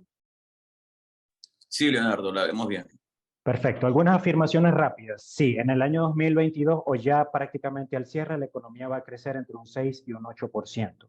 Es importante que nosotros entendamos como crecimiento el resultado que produjo, uno, el incremento de los precios de petróleo, precisamente por el conflicto que existe en Europa entre Rusia y Ucrania y toda la tensión que se está generando a partir de este conflicto. Esto ha llevado a que los mercados internacionales de este commodity en particular se vean afectados al alza y esto ha generado un mayor afluente de ingreso a la economía, aunque existan sanciones internacionales que pesan sobre la actividad económica. No hemos aumentado nuestra capacidad de producción, seguimos en una media entre 450 y 550 mil barriles diarios y se supone que con el acuerdo con Chevron deberíamos estar superando los 700.000 o hasta 1 millón de barriles diarios, número no oficial. Esa es la expectativa que tendría tanto el gobierno como la empresa, precisamente por la necesidad que tiene Estados Unidos de proveerse de cantidad suficiente de petróleo para no seguir afectando sus reservas estratégicas. Por lo tanto, este crecimiento, y es importante recalcar esto a todos los que me están viendo, este crecimiento de un 6, un 8, un 10 o un 12, cual sea que resulte en sí, o sea la cifra que define el Banco Central al cierre de este periodo y que sería anunciado para febrero o marzo del año que viene, es producto únicamente del incremento de los precios del petróleo y de la posibilidad de colocar más petróleo, aunque existan aún sanciones, en mercados internacionales. Sí existe la posibilidad de que en el año 2023 la economía crezca en un 2.5% o un poco más, sí y solo si los acuerdos ya establecidos previamente o estos pasos avanzados de las negociaciones con Chevron y posiblemente otras empresas referidas al tema petrolero se logran concretar y se moviliza todo ese aparataje productivo a que en efecto se den las condiciones que permitan que Venezuela pueda convertirse nuevamente en un proveedor confiable. Sin embargo, para que eso ocurra, hacen falta muchos elementos internos que hoy están sobre la mesa de discusión entre la empresa Chevron y los representantes del gobierno venezolano, condicionando, por supuesto, el tema de la seguridad, el tema de los servicios básicos, el tema de la disponibilidad de los pozos petroleros, principalmente los de Oriente, que sería por donde iniciaría la actividad petrolera per se, para después poder proyectar un incremento de la producción, entendiendo que Venezuela también tiene compromisos de deuda en petróleo, tanto con Rusia, con China y con algunos países que pertenecen a Petrocaribe. En ese caso, de ese incremento de la producción a 700.000 o 1 millón de barriles como el escenario, ya sea por esa cuantía, estaría comprometido para compromiso de deuda que sigue sin saldarse y que depende o que crearía las bases necesarias y suficientes para un refinanciamiento de deuda, que es el gran objetivo que tiene el gobierno nacional precisamente por la necesidad de manejar afluentes de liquidez suficientes que alimenten las reservas internacionales y poder atacar de forma estratégica puntos claves en la economía, entendiendo que todo el entramado económico está obviamente unido a lo político y que ciertamente nuestra economía no se va a resolver solo porque entre una cantidad de dinero, digamos, en grandes cantidades, sino que hay otros factores internos que necesariamente deben estar definidos para que eso suceda, como la estabilidad social, como la posibilidad de que las empresas puedan crear base económica y de generación de patrimonio real, donde todas las leyes permitan la repatriación de esos capitales una vez que se generen dentro del territorio nacional, como la posibilidad de que algunas leyes, como por ejemplo la Ley Orgánica del Trabajo, la posibilidad de la Ley de Armonización Tributaria, la Ley de Zonas Económicas Especiales, entre otras, puedan alinearse a un fin empresarial con propósito de generar condiciones para inversión. Obviamente, este crecimiento que se proyectaría para el 2023, repito, está en este momento estrictamente ligado a la actividad petrolera venezolana. Aquí entramos en un número interesante, digo interesante por lo que implica el peso de este gran porcentaje sobre el porcentaje de este crecimiento calculado por estimación propia un 8% al cierre del 2022. Algunos otros analistas lo estiman en 10, 12 o inclusive 15%. Por supuesto, nuevamente afirmo que está relacionado con la actividad petrolera. Sin embargo, hasta junio del año 2022, nosotros como firma Integral Consultores Group habíamos estimado que nuestra economía estaba 52% sumida en la informalidad. Una vez que se aprueba el impuesto a las grandes transacciones financieras y todos los costos legales de registro y tramitaciones propias para la formalidad de una empresa pequeña, mediana o grande, en el caso de las grandes, su actualización de capital social, su crecimiento patrimonial, todo eso se encarece o digamos se dolariza a estándares internacionales. Muchas de esas empresas comienzan a saltar el margen de la formalidad y comienzan a operar en la clandestinidad. Una cifra que en este momento algunos colegas refutan y que es totalmente válido que lo hagan, porque indican que nuestra economía pudiese estar por encima del 65% en la informalidad. Considerando estos elementos y muchos otros asociados a el hecho de que no existe en pleno seguridad ciudadana, civil y política comprobable que permita que cualquier persona con un capital, sea pequeño, mediano o grande, pueda desarrollar en el país, repito, una base empresarial que pueda generar ese retorno en capital y esa base patrimonial para el futuro. Además de esto, según el COVID, nuestro país se encuentra en 77% de desigualdad. Este 77% se puede traducir en un 77% de pobreza. Sin embargo, el término desigualdad, pues, tiene muchas aristas de análisis. Por ejemplo, uno, aquellas personas que no tienen acceso a cubrir sus necesidades básicas para una vida digna, agua potable, alimentos, o sea, las 3 comidas al día o la carga nutricional necesaria para poderse mantener saludables, en el caso de los niños, bien nutridos, que posibilite su crecimiento sano. Las personas que no tienen acceso, en el caso de la otrora clase media venezolana, a cubrir, además de sus necesidades básicas, su condición de ahorro, inversión, proyección a mediano plazo sobre el tema de capitalización y generación de patrimonio, y está la pobreza extrema que no tiene ningún tipo de acceso a ningún bien o servicio que le permita una vida digna mínima, que para ello entra a ser un contrapeso en esta gran desestructuración de nuestro sistema político, económico y social, como bien lo comentaba la licenciada Rafali, las organizaciones internacionales que vinieron a compensar ese vacío y generaron esa base de asistencia directa a las personas, a esta cantidad de personas en situación de amplia vulnerabilidad. Sin embargo, este 77%, reafirmo, estadística compartida por nuestros amigos de ENCOVI en el año 2021, es una estadística muy alarmante considerando que apenas solo, desde estimaciones propias de Integral Consultores Group, un 35% tendrían acceso a un ingreso mensual promedio desde $200 en adelante, considerando además que la cesta básica familiar para un grupo de 4 personas integrantes de la familia o más está alrededor de los $450 a $550 mensuales. Además de esto, 7.1 millones de venezolanos han emigrado o se encuentran en condición de refugiados en todo el mundo. Esta cifra fue compartida por ACNUR en el año 2022, cifra que además continúa alimentándose, y ya esto lo digo más como una experiencia propia. Tengo la oportunidad, o he tenido la oportunidad de viajar por una parte importante del país. En este momento me encuentro en el estado Táchira, específicamente en La Grita. Además he visitado Barinas recientemente. Soy oriundo del estado Zulia. Actualmente vivo en Caracas. Soy parte de esa diáspora interna que comentaba la licenciada Rafali. Pues salgo del estado Zulia a Caracas buscando condiciones de vida apropiadas una vez que se genera todo este gran problema eléctrico y de gasolina en el estado. Y desde Caracas pues he tenido la oportunidad de visitar una buena parte del país y en efecto la tendencia hacia emigrar no ha disminuido. Sí existe una propensión hacia el retorno de algunos venezolanos, pero la cuantía en proporción con los que aún siguen saliendo o los que se encuentran fuera ya del país, establecido en otros países, pues es realmente mínimo.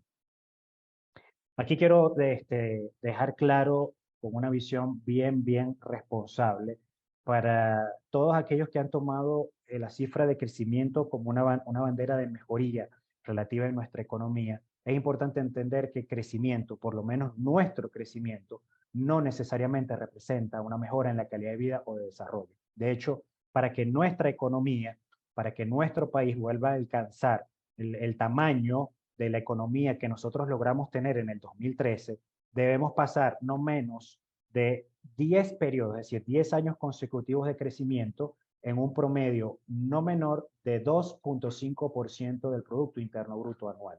Además de esto, considerando que este 2.5% como mínimo no solo debería estar arraigado al tema de renta petrolera, sino a una condensación de otras actividades económicas que pudiesen ser además de las necesarias para suplir las necesidades internas que generen ese producto adicional, no como el sobrante en producción, sino como producción planificada para la exportación, que actualmente está muy en boga en materia económica, pero que hay muchos elementos a considerar antes de decidir en efecto o decir yo puedo o estoy en capacidad de exportar. Por eso es importante entender que si bien todo crecimiento puede asumirse como algo positivo, porque de hecho lo es, también hay que entender que hay otros elementos que están alrededor de todo crecimiento que necesariamente tienen que atenderse para decir que el crecimiento pudiese convertirse en un periodo X, Y o Z en realmente calidad de vida para los ciudadanos o desarrollo para el país en pleno.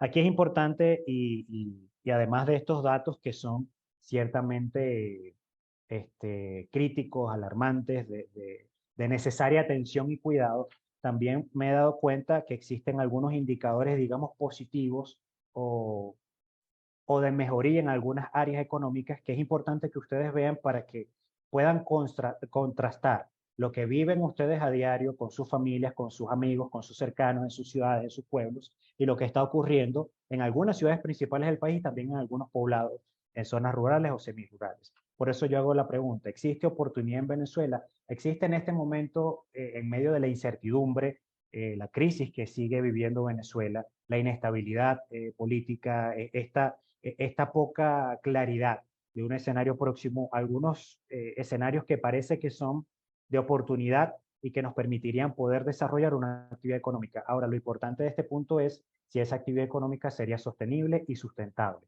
Les dejo por acá algunos datos, por ejemplo, del 76% crecieron las exportaciones no tradicionales en Venezuela.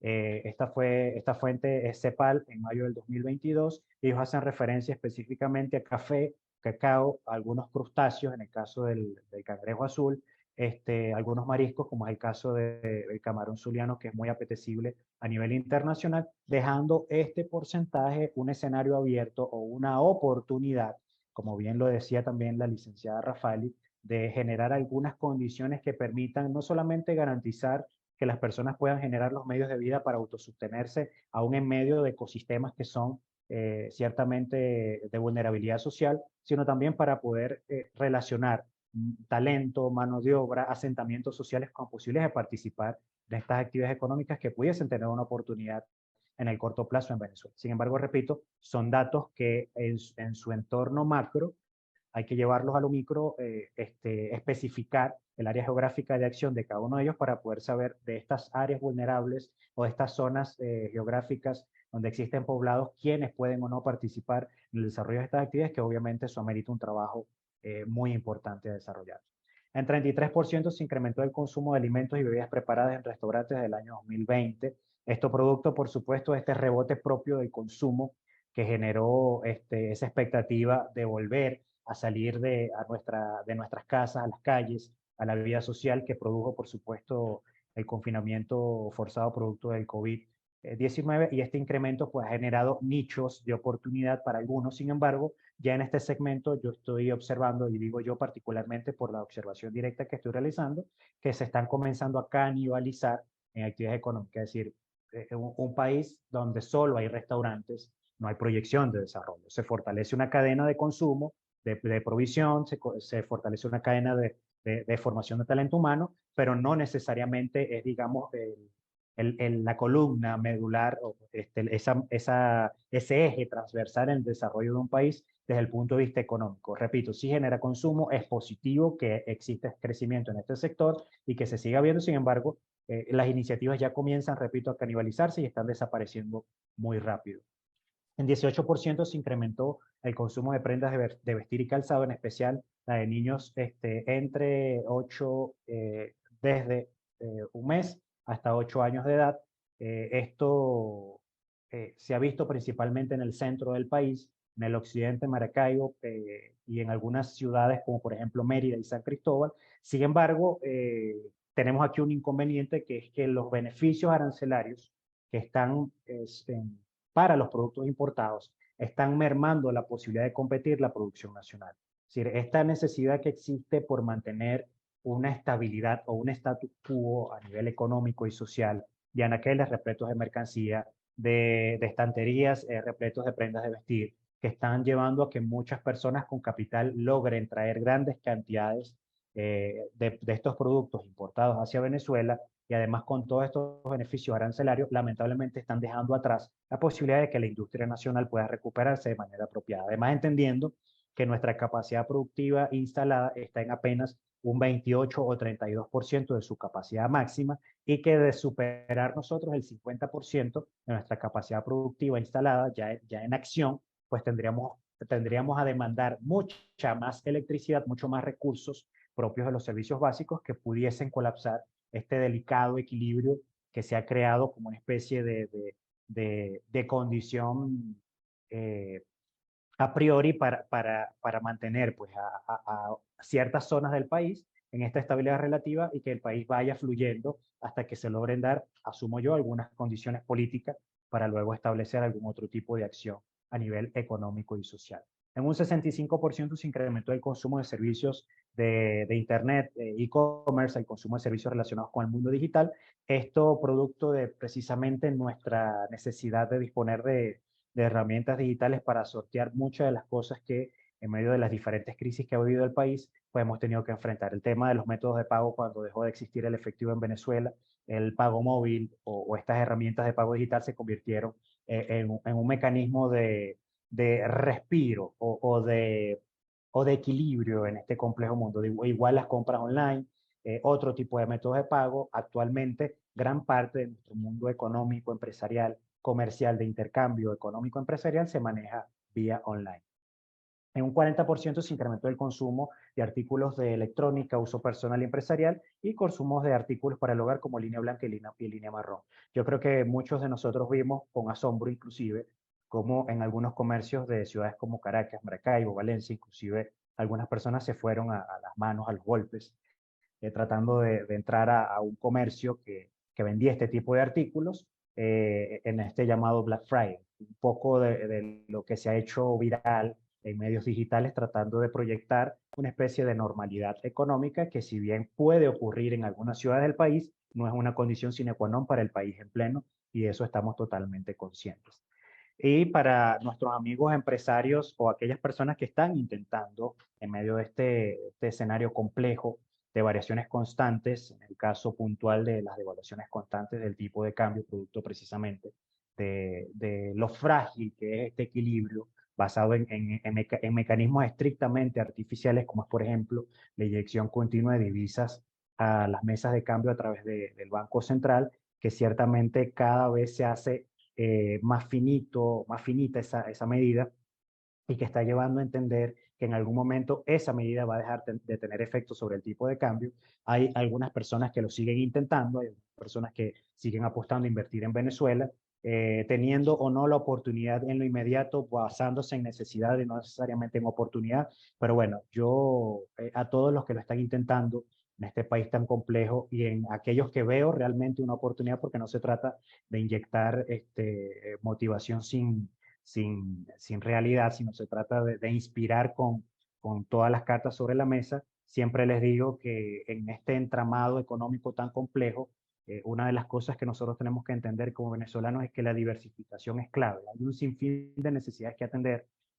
No solamente el venezolano está para montar restaurantes o para montar empresas que provean servicios de Internet o para copiar la actividad económica de un vecino, amigo, primo, familiar, que aparentemente resulta porque es de transacción muy ágil, tener un flujo de caja dinámico y aparentemente un retorno de capital muy rápido. Es importante entender que en este punto aquel que tiene la posibilidad de generar una empresa y con ello toda la base de capital que eso implica, debe buscar la diversificación en medio pues de esta gran necesidad que existe en el país e inclusive en zonas en las que aparentemente es imposible operar. Hay personas que moviéndose de una ciudad a otra han logrado generar una base empresarial que puede funcionar aún con todos los riesgos que existen presentes en la economía y que van a seguir existiendo lamentablemente hasta que el entramado político no se logre resolver y con ello, por supuesto, la seguridad legal correspondiente. Además de eso, la formalización. Yo soy pro formalidad. Entiendo que en medio de esta crisis y de todo lo que implica un organismo de recaudación tributaria que a veces tiene matices confiscatorios o que pudiese tener presuntos matices confiscatorios, además de impuestos que existen que parece que están allí para generar un ingreso en excedente al Estado a través de la administración del gobierno, pero además parece que están allí como para detener el crecimiento empresarial. Sin embargo, la formalidad es la única vía que existe desde la perspectiva de Leonardo Soto, de forma muy humilde, para nosotros poder garantizar esa economía subyacente y poder ser garantes de nuestra capacidad de reclamar. Sí, porque así como ciudadanos entendemos que tenemos deberes, como ciudadanos también debemos reclamar nuestros derechos y la única forma de reclamar estos derechos de manera eficiente, efectiva, es organizando, es estando en la calle del medio, es realmente activando los gremios, las organizaciones políticas serias, las organizaciones gremiales profesionales, es decir, esta unificación de criterios que desde la formalidad nos permiten alzar una voz unificada para poder establecer los mecanismos y los criterios para reclamar. Sí, muchos me estarán escuchando y dirán, bueno, tal vez nunca ha recibido una fiscalización del SENIAT, o tal vez nunca ha recibido una llamada de presuntos delincuentes para tratar de extorsionarlo. Sí, ambas cosas. Así que estamos hablando de igual a igual, estamos hablando de tú a tú. Y ahí es donde está el punto. Más allá de eso, y de que yo sé en carne propia que existen esas dificultades en el país, o nos unimos para generar soluciones en conjunto, o seguimos separados esperando que el país cambie. Y en eso nos podemos desgastar, como bien también lo decía la licenciada Rafael, y disculpe que la cite tanto, pero es que dio varios puntos claves. En algún momento de nuestra curva temporal, la crisis venezolana a nivel internacional se va a convertir en una crisis olvidada. Y en ese punto, ¿quiénes la vamos a resolver? La tenemos que resolver los venezolanos. Y creo que una de las vías para eso es poniéndonos de acuerdo como empresarios, como actores sociales, organizándonos y salir hacia adelante a través de esa visión clave. Otra de las cosas, bueno, la expansión propia de lo que implica salir de la zona de confort empresarial. Entiendo que nosotros tratamos de mantenernos donde estemos cerca de nuestros familiares, donde tengamos acceso a relaciones claves o estratégicas. Sin embargo, hay muchos poblados en el país que tienen necesidades específicas que pueden ser atendidas por iniciativas empresariales y que eso amerita pues salir un poco de nuestra zona de confort y establecer base operativa en otras ciudades. Esto cambia nuestro estilo de vida, cambia nuestra proyección en el corto plazo, pero puede generar un resultado importante también. Además, crear marca. Toda nuestra actividad económica ha estado y sigue estando lamentablemente relacionada con el mundo petrolero. Y como país, al momento de que se nombra o se da la posibilidad de que se abra la frontera formalmente con Colombia, muchos amigos empresarios me dijeron, ¿ahora qué vamos a hacer compitiendo nosotros con los colombianos cuando ellos inunden nuestro país de mercancías propias? Y yo le decía, bueno, ahí es donde nosotros tenemos que evaluar nuestras ventajas comparativas y nuestras ventajas competitivas y saber si nosotros estamos en capacidad como marca empresarial de poder definir o marcar una pauta con este mercado local que sigue requiriendo de lo que nosotros somos como empresarios. Por eso es importante desarrollo de marca. Y esto aplica para absolutamente todo. Aplica para empresas, aplica para sociedad civil, aplica... Es decir, el enfoque marcario, más que el hecho de una transacción comercial, es definir las bases de saber cuáles son tus elementos de identidad, aprovecharlos e impulsarlos para dejar una huella que otras personas puedan seguir o en su defecto, que otras personas puedan caminar a tu lado indistintamente de cuál sea tu enfoque. Y bueno, los grandes enemigos internos de todo empresario, desde la perspectiva de Leonardo Soto, es el cortoplacismo. Y creo que esto aplica para absolutamente todo. Esto aplica para empresarios, para sociedad civil, para sector político, para gobierno. Es decir, hay un tema con el cortoplacismo en nuestro país que nos ha llevado a este callejón sin salida en crisis que no hemos podido solucionar. Todas las soluciones de corto plazo son soluciones peligrosas porque el costo de oportunidad se eleva. ¿Y cuál es el costo de oportunidad? Aquello a lo que yo tengo que renunciar para poder obtener un beneficio que no necesariamente voy a recibir mañana. Puede ser pasado, puede ser dentro de 2 años, puede ser dentro de 10 años. El punto es que yo entiendo lo que significa, o debería entender lo que significa el costo de oportunidad y trabajar en función de eso. El cortoplacismo le ha hecho mucho daño a la economía y al país. Otra cosa importantísima que ya lo mencioné, pero lo recalco, nosotros somos especialistas en copiar modelos de negocio. Somos especialistas en copiar modelos de negocio. Ya lo hemos visto varias veces. Lo estamos viendo con el efecto restaurante, lo vivimos y lo vimos hace poco con los efectos carritos de chicha, lo vivimos con los efectos bodegón o market todo importado. Es decir, somos especialistas en copiar modelos de negocio y copiar cualquier iniciativa que pensamos que porque a otro le resulta, a mí también me va a resultar, y de hecho es parte de esa visión de cortoplacismo que también se convierte en un callejón sin salida.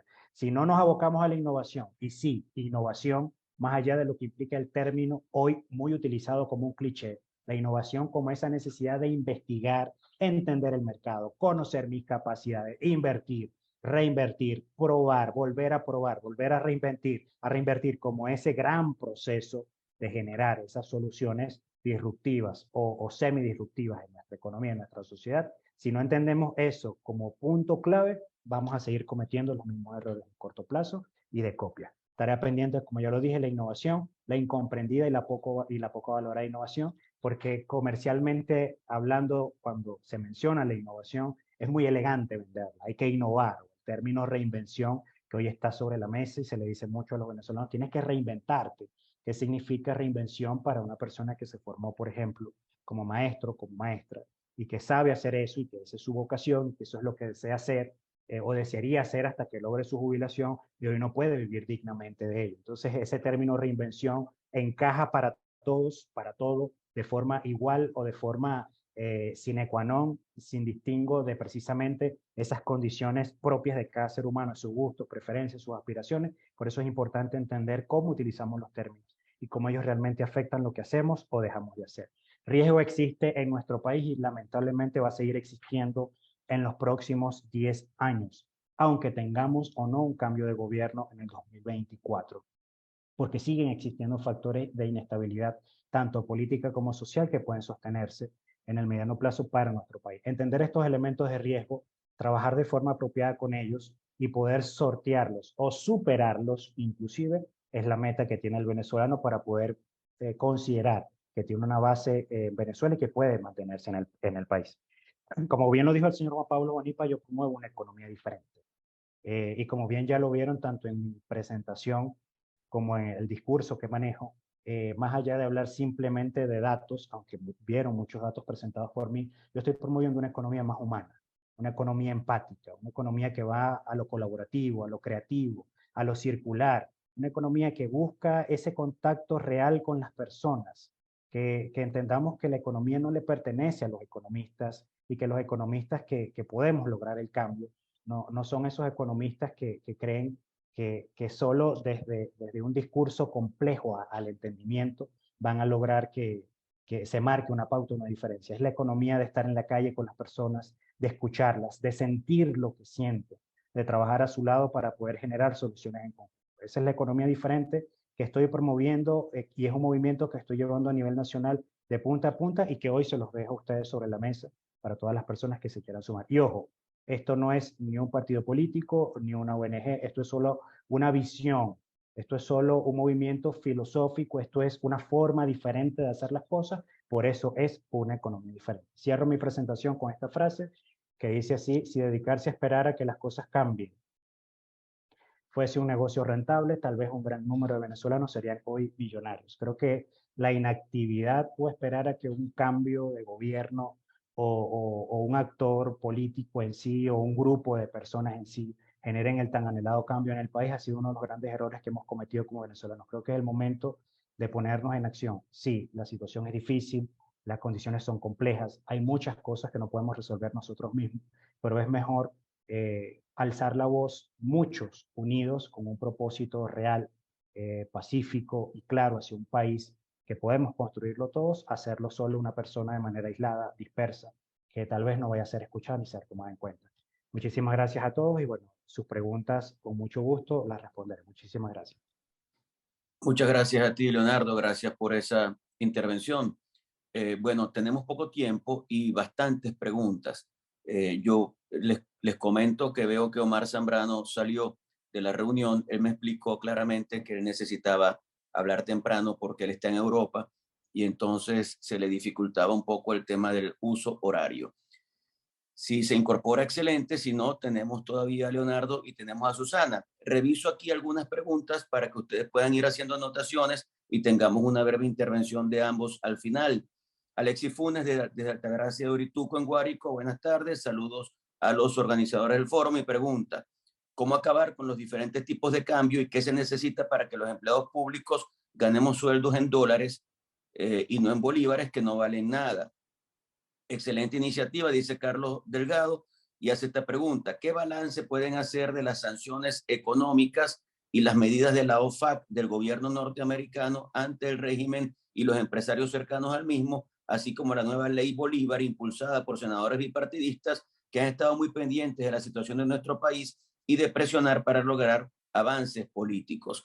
Luego, Golfredo Dávila dice: desconozco si la economía funciona acorde a las matemáticas. Si la caída del PIB desde 2013 al 2021 fue de 80%, entonces, si de acuerdo a cifras oficiales crecimos 12 puntos, es pertinente decir que falta una recuperación de 68% para poder decir que llegamos a una economía equilibrada. La otra pregunta, más bien una apreciación general: el latrocinio de los dineros públicos o la corrupción de tantos años es N veces mayor que las pérdidas causadas por la pandemia. Creo que eso hay que tenerlo como argumento. Ramón Martínez dice, para la ponente, es decir, para Susana: ¿cómo podemos volver los venezolanos a ser un tema importante para las organizaciones internacionales? Luego, Benjamín Martínez: yo soy del criterio como licenciado en administración que la economía no ha mejorado, ya que si comparamos con los índices de la economía del Producto Interno Bruto del 99, año que el chavismo madurismo llegó al poder, con la actual de este año 2022, nos damos cuenta que la economía todavía es un desastre. Recuerden que ellos son los mismos responsables de los malos gobiernos que hemos vivido en los últimos 23 años. Rafael Morales pregunta: ¿cómo podemos resolver el tema del dólar paralelo si Venezuela no cuenta con una inyección continua a la banca de las divisas necesarias para la demanda del mercado? Podemos pensar que la estanflación de la economía le ayuda al gobierno para perpetuarse más en el poder y arrodillar más a la población y obligar a los jóvenes a abandonar el país. Luego tenemos a José Leonardo González: el gobierno quiere vender la idea que Venezuela se arregló por medio de las grandes inversiones que están haciendo los enchufados. Pero uno debe tener presente que Venezuela se arregla es cuando las personas de pocos recursos les alcance el salario mínimo para cubrir sus necesidades básicas. José Leonardo, joven de Primero Justicia en Cojedes. Luego tenemos a Alberto Marín. Dice: seguimos en el plano de los análisis y de los escenarios. ¿Dónde están las soluciones civiles y políticas para el día de hoy? José Cordeiro, que agradecemos su conexión, envía muchos saludos a los venezolanos desde Madrid y les espera aquí en la próxima Gran Cumbre Liberal en agosto del 16 al 29 del año 2023. Carlos Delgado saluda a José Luis Cordeiro. Ahí está su salutación. Excelente la señora Rafali. Iniciativas como estas son las que muestran el camino a seguir. Seguimos revisando. Saludos para todos. Esto es Marcos Pino desde el Estado Lara, y nuestra admiración para la doctora Susana Rafali. Cada vez nos demuestra su profundo conocimiento, actualización y compromiso con todos los temas de crisis humanitaria y el desarrollo humano. Es evidente que luchar por la dignidad humana lo ha asumido como un compromiso de vida, como un apostolado y una entrega total de la sensibilidad humana que Dios le ha dado como don de vida. Bendiciones de Dios en todas sus luchas. Aldo Yepes habla de las excelentes presentaciones, felicita a los facilitadores y a nosotros, y dice que es ideal compartirlo en YouTube, como en efecto lo hicimos la semana pasada y lo pensamos hacer en este momento. Ali Rafael Rivas, excelente, él es de Yaracuy. Doctora Susana, su disertación sobre la ayuda humanitaria y su operativa compleja y su operativa para el manejo y uso de los recursos financieros por parte de la Agencia de Naciones Unidas, completamente de acuerdo con usted, por lo ostentoso para sus operaciones en Venezuela. Es decir, que da un porcentaje de recursos financieros altos en Naciones Unidas, poco para la movilidad de ejecución de esos recursos para la sobrevivencia de los estratos más bajos, E y F, pobreza extrema. José Cordeiro le dice a Leonardo que es excelente su presentación y le deja allí su libro sobre la economía venezolana con varias ediciones, y la primera con prólogo de Arturo Usler Pietri. Allí tienes, Leonardo, el link del libro que te deja José Luis Cordeiro. Luego, otra vez Ali Rivas, de acuerdo con usted, compañero hermano Juan Pablo Guanipa, hay que invertir en la alimentación de la población por medio de comedores y asignación de recursos para la familia en el nivel de sobrevivencia. Según la ENCOVID, se concentra más del 80% de la pobreza en Venezuela. Catastrófico. Mis saludos y bendiciones. Hay otros comentarios que van llegando a última hora, pero bueno, vamos entonces con estas dos intervenciones. Comenzamos con la señora Susana Rafali, 5 minutos para intervención final.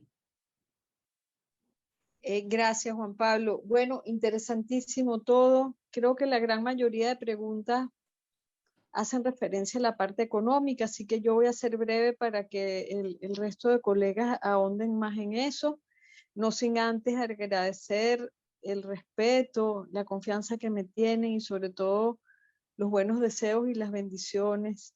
Amén, amén, para todo eso. Yo quisiera mencionar, responder a dos de las preguntas que creo que atañen a mi presentación y a mi especialidad. La primera, ¿qué pensamos? ¿Cómo detectamos el efecto de las sanciones internacionales? Entonces, yo les puedo contestar de primera mano como venezolana, pero también como organización humanitaria.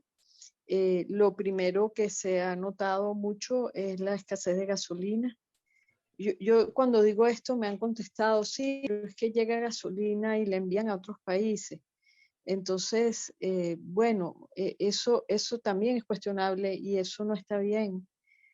Pero mientras más poquita gasolina se tiene, entonces las prioridades mal establecidas tienen un efecto más perverso. O sea, en pocas palabras, el tema del acceso a combustible ha sido extraordinariamente doloroso para el ciudadano común, pero también para las organizaciones humanitarias del país, que tenemos que movilizar insumos de un lado a otro. No nos han dado salvoconductos para eso, no nos dan la gasolina más barata, tenemos que hacer la misma cola de todo el mundo. A lo sumo ven un logo y respetan y alguien te da paso, pero no es algo oficial. Lo segundo es el overcompliance, el sobrecumplimiento que se nos ha exigido, no solo como personas, sino como organizaciones por la banca internacional cuando subió el nivel de riesgo de Venezuela por las sanciones. Entonces, eso es un hecho que está allí, que no se puede negar. Una transacción financiera ha pasado de durar 2 a 3 días a durar a veces hasta 4 y 6 semanas, y en una crisis para una respuesta humanitaria eso no son tiempos que nos podemos permitir. Lo mismo para abrir cuentas bancarias, y todo esto se ha convertido en algo muy, muy penoso por el efecto de esas esa sanción. Y la otra pregunta es cómo hacer para no salir del radar, para no caer en el olvido. Entonces, eso tiene dos partes. La primera es seguir generando información. Sin información no se puede mostrar lo que pasa. Por eso les mencionaba, estamos haciendo esfuerzos sobrehumanos para encontrar financiamiento para generar información, porque esto no son las funciones habituales de una organización humanitaria. Nunca nos dan dinero para eso, nos dan dinero para insumos humanitarios, no para montar sistemas de información, pero son muy necesarios. Y luego ocupar espacios donde sea, siempre que se pueda. La mínima grita por ahí meterse.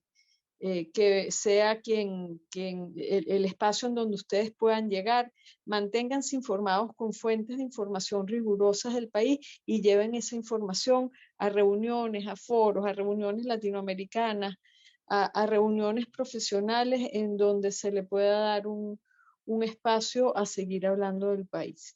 Yo dejo mi aporte hasta aquí. Gracias. Mil gracias a ti, Susana. Antes de continuar rápidamente con Leonardo, quería leer algunos comentarios más, ¿no? Por ejemplo, Ali Rivas dice, excelente reflexión por parte del economista Leonardo Torres, de acuerdo con usted sobre la economía circular humanista soportado en la sustentabilidad y sostenibilidad de emprender, innovar, construir basado en pequeños programas de emprendimiento para motivar el espectro de la microeconomía, la reactivación del aparato productivo y parte de un marco jurídico confiable y transparente. También vi por aquí a Milagros Sánchez Eulate, diputada de la Asamblea Nacional. Excelente participación de los ponentes, felicitaciones y saludos. Gracias a los ponentes, excelente explicación, sustentable en este foro. Felicitaciones a los organizadores. Saludos a todos. ¿Cómo se obtienen proyecciones para el año siguiente con números o porcentajes tan definidos, siendo que el dólar cambiante rige la economía y con ello también cambian los planes y modus vivendi de la población que tiene comida hoy y 3 días no, unido a la informalidad de las políticas económicas del gobierno, que muchas veces hablan de proyectos y arranques ilusorios? Siguen llegando participaciones. ¿En cuánto tiempo se tardaría el país en encaminar su economía? Y bueno, algunas observaciones sobre la realización del foro. Adelante, Leonardo. Gracias, Juan Pablo. Mira, voy a ser breve porque son muchas las cosas que están sobre la mesa y creo que no nos alcanzaría el tiempo para atenderlas todas. Sin embargo, la apreciación general. Uno, el tema del salario de los funcionarios públicos. Venezuela tiene un problema grave de flujo de caja. Lograr dolarizar la nómina pública implicaría para el país no menos de 12.000 millones de dólares. Monto que en un poco más o un poco menos puede representar el total del presupuesto nacional. ¿Qué significa esto? Que con un flujo de caja débil, en este caso producto precisamente de las bajas ventas petroleras que tenemos en la actualidad, y además de eso la baja producción que tenemos desde el punto de vista petrolero, hablar de un flujo de caja en cuantía para lograr fortalecer reservas internacionales que logren inyectar esa cantidad de circulante en la economía con un respaldo real y no generar dinero inorgánico que a su vez se convierta en inflación y a su vez generar con parte de ese dinero, en este caso, con una base en reservas internacionales sólidas, lograr refinanciar deuda que se convierta en deuda productiva y no deuda dirigida al gasto, hasta no tener esos elementos, a hablar de cualquier ajuste salarial para nuestra nómina pública, que lo necesita obviamente y que es urgente, automáticamente estamos hablando de inflación. ¿Qué pasa y cómo lo veo yo? ¿Cómo lo he visto y cómo lo sigo viendo? Yo creo que en Venezuela no hay un plan económico. Creo que en Venezuela desde hace mucho tiempo estamos improvisando. Más allá de que en algún momento se presentó un gran plan estratégico que después fue convertido en un plan que llevó hacia más la unificación de un criterio ideológico partidista que un plan realmente económico, social, un plan estratégico en sí, y eso obviamente desvió o debilitó las bases pues, de cualquier perspectiva de desarrollo nacional. Entonces hay mucha improvisación hacia mantener lo que aparentemente es un status quo de marketing y comercialización internacional de una normalidad o una supuesta o aparente normalidad que representaría desde el punto de vista internacional alguna especie de aceptación alguna especie de reconocimiento. Así lo veo yo desde el punto del análisis en frío. Si existe un plan, no nos los han compartido abiertamente, y cuando digo un plan, no me refiero a estrictamente enfoques filosóficos de lo que queremos lograr ser ideológicamente hablando, no. Un plan acompañado de un presupuesto bien definido que marque la pauta hacia la producción y el desarrollo nacional, porque toda acción económica en Venezuela en los últimos 20 años, o un poco más inclusive, solo que en los últimos 22 años se arraigó aún más, ha estado siempre dirigida hacia el gasto exacerbado. Nosotros hemos gastado más de lo que ingresa la economía, y hasta ahora el gobierno actualmente en curso no ha presentado un plan serio de recuperación económica. Hasta ahora yo no he visto a ningún político presentar un plan de recuperación económica aspirando a cualquier tipo de cargo público de gestión directa, llámese gobernador, llámese alcalde. Yo particularmente no lo he visto. Si lo han presentado, bueno, con mucho gusto lo recibo y lo reviso. Entonces yo creo que a nosotros nos falta visión desde el punto de vista de qué es lo que realmente necesitamos solucionar, y se prometen muchas cosas buscando generar ese sentido de necesidad en cuanto al que gobierna o al que aspira a gobernar, y no hay realmente una certeza, un hablar frontal, un ser claro, un ser específico, y decirle a la gente, hay que hacer esto, este es el sacrificio que debemos hacer, y esto es lo que deberíamos lograr en un lapso de 20 años. La gente dice, 20 años es mucho. Sí, hemos tenido crisis durante 22 años, aguda y severa, ya acumulando una crisis que venía desde mucho más atrás. Entonces, si se le sigue vendiendo a las personas soluciones mágicas, y yo he visto mucho esto en campañas electorales, en ofertas que hace el gobierno en curso, de milagros económicos, cosas que no existen. Los milagros económicos no existen, existen las causalidades. Es decir, el hacer una cosa genera una consecuencia, y esa consecuencia puede que beneficie o no a la economía, puede que beneficie al país en pleno, pero el vender un milagro, una solución rápida, cambiar nuestra situación en un parpadeo, es seguir engañándonos, autoengañándonos, es seguir pensando que sí podemos salir de una crisis rápidamente, y no. Tiene que existir un plan, tiene que existir responsable, tiene que existir corresponsable, tiene que existir sociedad civil organizada, tiene que existir realmente todo un conglomerado de sociedad unida en ese propósito en común, y todos en pleno conocimiento de lo que implica finanzas, tanto micro, macro, como finanzas internacionales. Entonces, nuestra economía no va a mejorar de la noche a la mañana. Nuestra economía no va en un parpadeo a ser una economía pujante como la que pudimos haber tenido, que lamentablemente nuestros periodos de bonanza no han sido de bonanza realmente productiva, han sido periodos de bonanza producto de renta petrolera que nos beneficiaban las condiciones internacionales para que eso ocurriese así. Ahora, si hablamos de producción, hay muchas cosas que atender, hay mucho del país que recorrer, hay mucho productor agrícola que atender, maquinaria, capacitación, certificaciones de calidad, acompañamiento técnico, fitosanitario, en el caso de los veterinarios, para la ganadería. Es decir, hay muchas cosas por hacer que no se están haciendo por tratar de vender un status quo o de una normalidad aparente en algunas ciudades del país que realmente no representan calidad de vida para la mayoría de los venezolanos. Así que esa es mi respuesta. Sé que hay muchas dudas específicas que ustedes pueden tener. Con mucho gusto, algunas de ellas se las puedo responder a través de mis redes sociales, si el señor Juan Pablo Guanipa considera oportuno compartirla. Pero bueno, esa es mi visión, y yo llamo a la reflexión crítica de lo que somos como ciudadanos, y a dejar de esperar que solo una persona o un grupo de personas solucionen nuestros problemas. Esto va mucho más allá, y ahora sí tenemos que tomar las riendas de lo que va a ser el desarrollo de nuestro país, o de lo que debería ser la recuperación y el desarrollo de nuestro país. Muchísimas gracias. Muchas gracias a ti, hermano.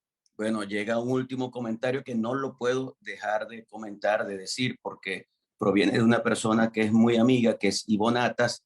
Ivonne Atas es una muy conocida actriz venezolana, pero que también se dedicó a la política y que fue alcaldesa del municipio Baruta. Mi abrazo para ella. Ella dice, no puede haber un plan ni cambios sustanciales en una dictadura donde no se garantiza ningún marco legal para cualquier emprendimiento. Es lo que conversábamos un poco acerca de la necesidad de la institucionalidad para que el país pueda tener las bases para poder echar hacia adelante. Evidentemente que esa es una aspiración que tenemos todos los que pensamos que debe producirse un cambio político en Venezuela, que pensamos que el cambio político es la puerta de entrada hacia la posibilidad de tener una sana economía productiva que funcione en el país, pero también una sociedad que tenga mejor calidad de vida, que tenga infraestructura, que cuente con servicios públicos y que pueda echar hacia adelante. Yo debo felicitar la participación de Omar Zambrano, de Susana Rafali